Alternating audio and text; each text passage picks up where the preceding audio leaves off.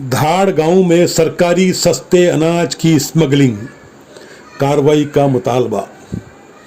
धाड़ गांव में सरकारी सस्ते अनाज की बड़े पैमाने पर गैर कानूनी खरीदो फरोख्त का चौंकाने वाला मामला सामने आया है।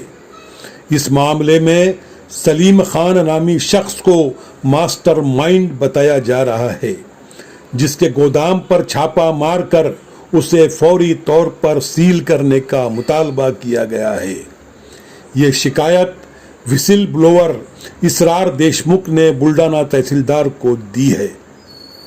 अपनी शिकायत में इसरार देशमुख ने इल्ज़ाम लगाया है कि गरीबों के लिए मख्तस गेहूं, चावल और दीगर अनाज को गैर कानूनी तरीके से खरीद कर private truck number 6022 auto rickshaw और दीगर गाड़ियों के जरिए मुंतकिल किया जा रहा है।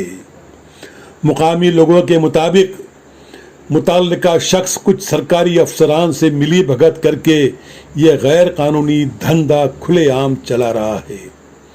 वो गांव में आज़ाद घूमता है और कहता है, मेरा कोई कुछ नहीं बिगाड़ सकता।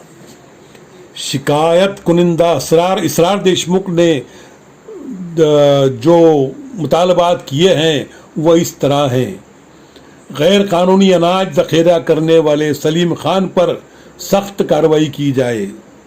मुतल्लिका गोदाम पर फौरी छापा मारकर उसे सील किया जाए और इस मामले में शामिल सरकारी अफसरान की भी जांच की जाए और उन पर भी फौजदारी मुकदमे दर्ज किए जाएं।